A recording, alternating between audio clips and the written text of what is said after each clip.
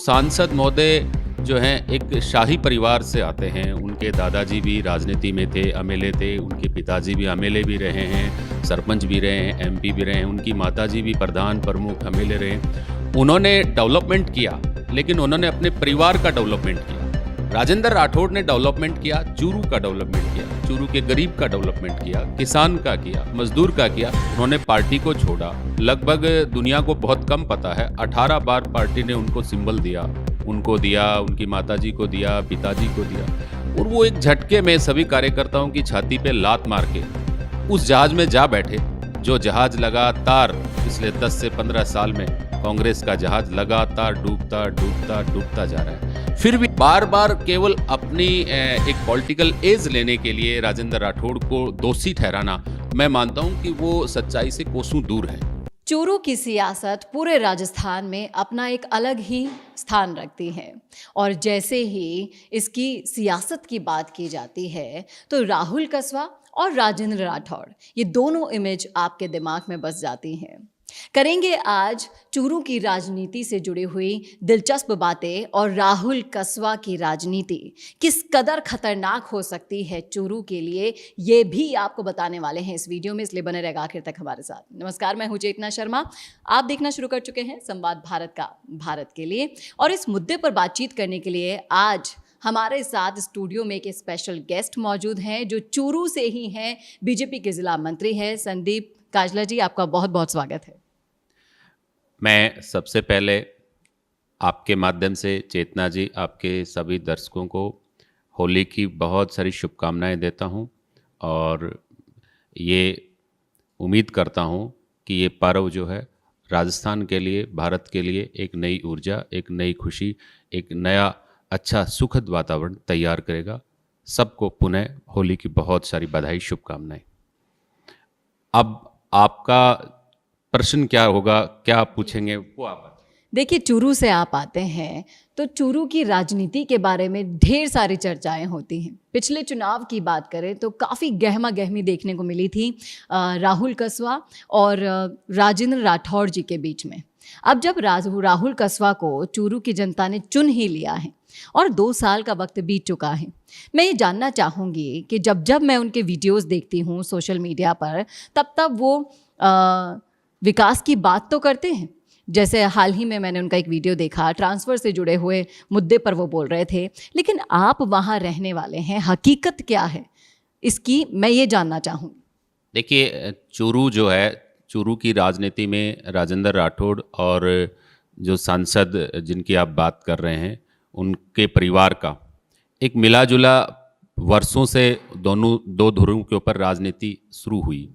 राजेंद्र राठौड़ चूरू से लगभग 6 बार चूरू से एमएलए बने, 1 बार तारानगर से एमएलए बने। लगातार वो 35 साल राजस्थान की विधानसभा में गरीब, किसान, मजदूर की आवाज़ को उठाया, चूरू को आगे बढ़ाया, चूरू के नौजवानों को आगे बढ़ाया, चूरू के गरीब लोगों को आगे बढ़ाया। बहुत सारी ऐसी सौगातें जो राजस्थान के पटल पे चूरू को जो जानते नहीं थे, चूरू में वो मूलभूत सुविधाएं, चाहे बिजली की हो, पानी की हो, सड़क की हो, स्वास्थ्य की हो, हर तरीके की सुविधाओं को जनरेट करने में राजेंद्र राठौड़ का बहुत बड़ा रोल रहा है। रही बात सांसद महोदय जी की, तो सांसद महोदय जो हैं एक शाही परिवार से आते हैं। उनके दादाजी भी राजनीति में थे, एमएलए थे, उनके पिताजी भी एमएलए भी रहे हैं, सरपंच भी रहे हैं, एमपी भी रहे हैं, उनकी माताजी भी प्रधान प्रमुख एमएलए रहे। उन्होंने डेवलपमेंट किया, लेकिन उन्होंने अपने परिवार का डेवलपमेंट किया। सिर्फ मैं आगे बढ़ूं, मेरा बेटा आगे बढ़े, मेरा पोता आगे बढ़े, मेरी आने वाली पीढ़ी आगे बढ़े। राजेंद्र राठौड़ ने डेवलपमेंट किया, चूरू का डेवलपमेंट किया, चूरू के गरीब का डेवलपमेंट किया, किसान का किया, मजदूर का किया, कि चूरू का किसान आगे कैसे बढ़े, राजस्थान आगे कैसे बढ़े। तो ये फर्क दोनों की राजनीति में रहा है और वो फर्क सबको दिखाई दे रहा है। मैं ये जानना चाहूँगी कि जैसे पीढ़ी दर पीढ़ी आप भी राहुल कस्वा को अच्छे से जानते हैं, क्योंकि आपके दादाजी और उनके दादाजी भी एक साथ राजनीति में थे और उस टाइम से आप जानते हैं, तो क्या टिकट नहीं देना, इतनी छोटी सी बात पर राहुल कस्वा ने बीजेपी को छोड़ दिया तुरंत? इतना लंबा इतिहास होने के बावजूद, पारिवारिक इतिहास होने के बावजूद भी उनका छोड़ना, उस पर आप क्या कहेंगे?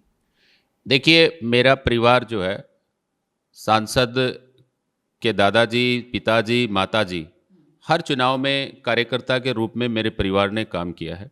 मैं खुद उनके पिताजी का काउंटिंग एजेंट रहा हूँ, उनकी माताजी का रहा हूँ, उनका रहा हूँ। और पर हमें प्रॉब्लम, उन्होंने पार्टी को छोड़ा, लगभग दुनिया को बहुत कम पता है 18 बार पार्टी ने उनको सिंबल दिया, उनको दिया, उनकी माताजी को दिया, पिताजी को दिया, और वो एक झटके में सभी कार्यकर्ताओं की छाती पे लात मार के उस जहाज में जा बैठे, जो जहाज लगातार पिछले 10 से 15 साल में कांग्रेस का जहाज लगातार डूबता डूबता डूबता जा रहा है। फिर भी अपने स्वार्थ के लिए कि मैं बड़ा हूँ, पार्टी छोटी है, ऐसा लोकतंत्र में चलता नहीं है। थोड़ा सा अगर, और फिर पार्टी टिकट देने का जो एक पार्टी का सिस्टम है, वो कोई राजेंद्र राठौड़ के हाथ में नहीं है। पार्टी का एक पार्लियामेंट बोर्ड है, मीटिंग होती हैं, जो मेंबर हैं, राष्ट्रीय नेतृत्व के जो पदाधिकारी हैं, जो शीर्ष नेतृत्व है, वो तय करता है। बार बार केवल अपनी एक पॉलिटिकल एज लेने के लिए राजेंद्र राठौड़ को दोषी ठहराना, मैं मानता हूं कि वो सच्चाई से कोसों दूर है। इसी के साथ साथ मैं ये भी जानना चाहूँगी कि अब राहुल कसवा जी का जो आप कार्यकाल देख रहे हैं चलते हुए, 2 साल का वक्त बीत चुका है, कहीं ना कहीं ऑब्जर्व किया है मैं, जब सोशल मीडिया पर जाती हूँ, ट्विटर पर देखती हूँ, तो उनकी जो भाषा शैली है वो कहीं ना कहीं गिरती जा रही है। मैं ऐसे ऐसे शब्द सुन लेती हूँ कई बार जो सोचने पर मजबूर कर देते हैं कि जिस पद पर वो हैं उसकी गरिमा को वो रख नहीं पा रहे हैं। क्या कहते हैं आप? देखिए, ये आपने बहुत एक अच्छा प्रश्न पूछा है, और मैं इसके कई आपको उदाहरण बताना चाहूँगा। साल भर से भी कम समय उनको सांसद बना हुआ है। जब वो बीजेपी में थे, भारतीय जनता पार्टी में थे, तो एक संस्कारित भाषा का इस्तेमाल करते थे। आज वो जिस तरीके से गिरी हुई भाषा का इस्तेमाल करते हैं, एक नेता को डेंजर मैन कहना, टॉर्चर मैन कहना, खाज कहना, खुजली कहना, तो वो केवल ये सब चीज़ें राजेंद्र राठौड़ को नहीं कर रहे हैं।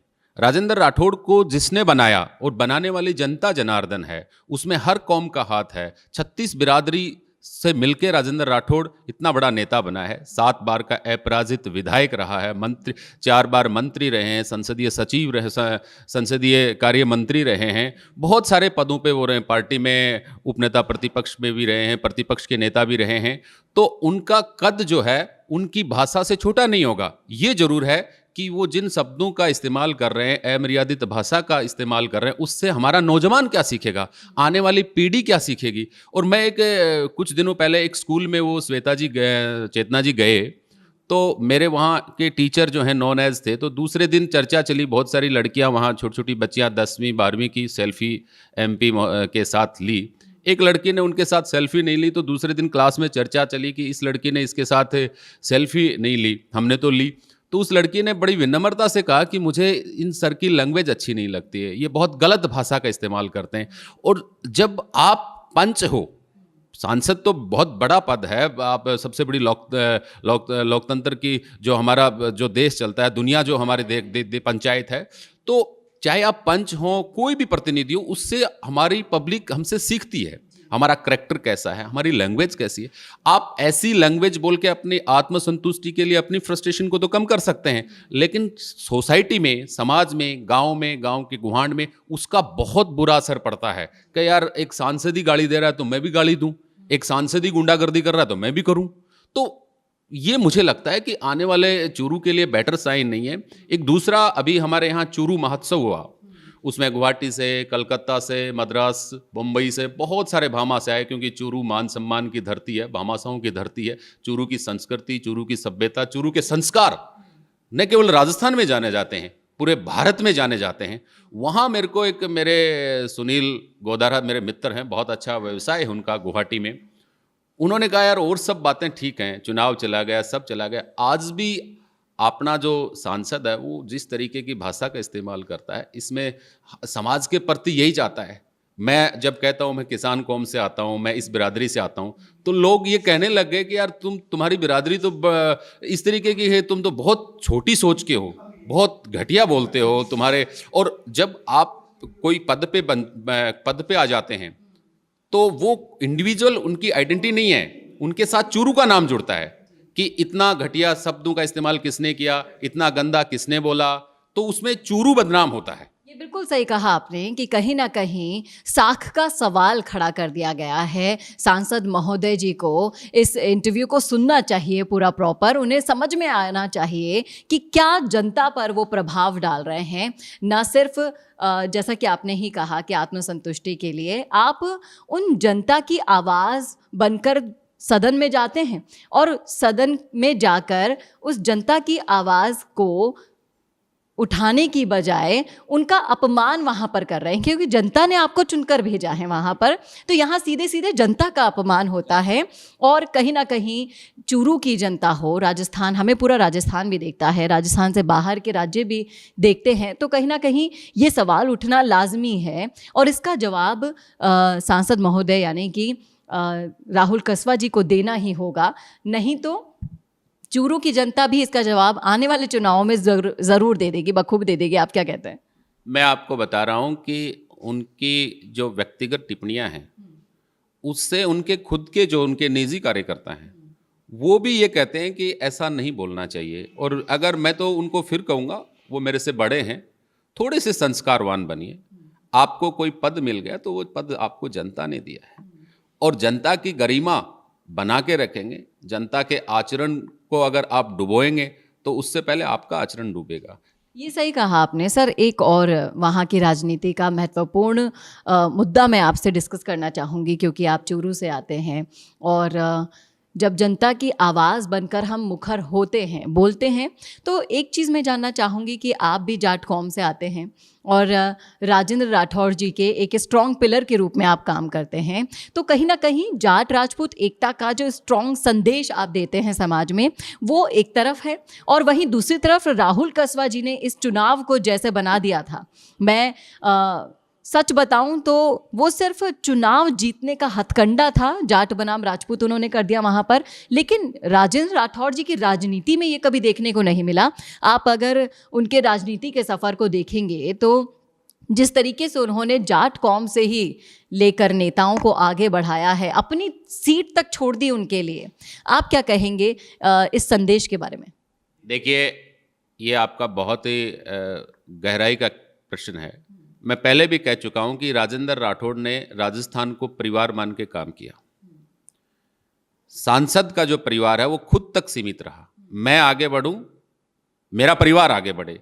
राजेंद्र राठौड़ ने अपने 35 साल में ऐसे ऐसे कार्यकर्ता बनाए।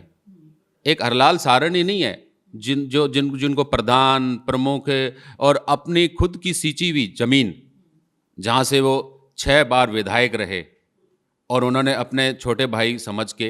तो राजेंद्र राठौड़ से अगर सीखना है, जातियों का जो बैरियर को अगर तोड़ना है, तो राजेंद्र राठौड़ से आप सीखें।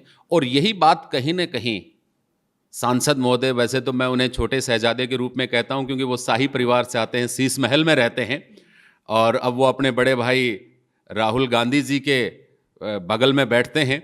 तो वो जो छोटे शहजादे हैं वो उनको सीखना चाहिए कि 2 कौम, 2 समुदाय प्यार से कैसे आगे बढ़ सकते हैं। अगर आपको प्रहार करना है तो चूरू के अंदर पानी की समस्या, उसके लिए कुछ करिए ना, चूरू की कनेक्टिविटी के लिए करिए ना कुछ। आपने 30 साल 40 साल में आपने इतने बड़े बड़े वादे किए, आपने किए, आपके दादाजी ने किए, आपके पिताजी ने किए। तारानगर को ट्रेन से जोड़ने की बात, तारानगर से सरदार सर को ट्रेन से जोड़ने की बात, तो उन पे काम करें ना। आप केवल अपनी फ्रस्ट्रेशन को दूर करने के लिए केवल आप अगर जितना नीचे उतरेंगे, उससे राजेंद्र राठौड़ का कद तो वही रहेगा, लेकिन आपका कद समाज, सोसाइटी और ज़िले में कहाँ पहुँच जाएगा ये आप सोच नहीं पाएंगे। शायद अभी अंदाज़ा नहीं है, लेकिन जिस कदर समय बीतता जाएगा और अगर इन्होंने इन बातों पर ध्यान नहीं दिया तो देखिए, जनता आपको सिंहासन पर बिठाती भी है, राजगद्दी पर बिठाती है, वही जनता आपकी इन हरकतों को देखकर उस गद्दी पे से उतार भी देती है, पटक देती है और इस कदर पटकती है कि आप दोबारा उठने के लायक नहीं रहते हैं। और ये चेतावनी चूरू की जनता की है, जिस कदर सर ने एग्जाम्पल्स के थ्रू समझाया कि एक 10वीं में पढ़ने वाली बच्ची के मन पर सांसद महोदय जी का क्या प्रभाव पड़ा है, उनकी भाषा शैली का क्या प्रभाव पड़ा है, राजस्थान से बाहर के लोगों पर क्या प्रभाव पड़ा है। तो इस कदर इन सारी चीज़ों को मैं चाहूँगी कि इस वीडियो को ज़्यादा से ज़्यादा आप शेयर कीजिएगा, जिससे ये चीज़ें लोगों तक और भी पहुँचे। मैं एक बात कहना चाहता हूँ छोटे शहजादे सांसद महोदय जी को, आप अपने आप को एजुकेटर कहते हैं, अपने आप को शिक्षाविद कहते हैं। मुझे लगता है कि आपकी भाषा को देख के तो मेरे गांव का गरीब किसान अच्छा है, जो शालीनता से, अच्छे व्यवहार से गांव को भी प्रभावित करता है और गांव में एकजुटता का प्रतीक बनता है। क्योंकि अल्टीमेटली हमारा मकसद है मानवता की सेवा करना।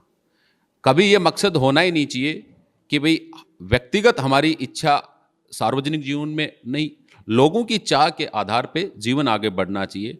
और जब वो बाबा साहब अंबेडकर जी के बनाए हुए संविधान की जब पार्लियामेंट में ओथ लेते हैं, तो उसमें कहीं ऐसा नहीं है कि आप एक समाज को गाली दें, एक नेता को गाली दें, जिस नेता को लगातार राजस्थान की जनता ने 35 साल तक अपराजित रखा।